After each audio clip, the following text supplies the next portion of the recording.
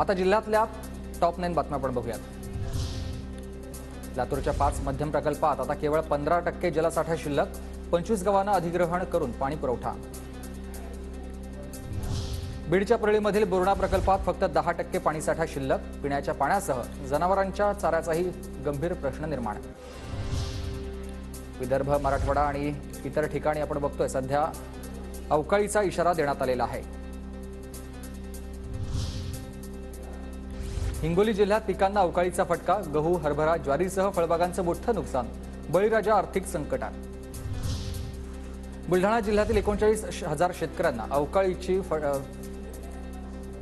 अवकाळीचा फटका बसलेला आहे आणि 22,000 हेक्टरवरील पीक भुईसपाट झालेलं आहे। बुलढाण्याच्या गारगुडीमध्ये 4.5 एकर शिवारातील कलिंगड फुटलेत, शेतकऱ्याचं लाखोंचं नुकसान झालंय।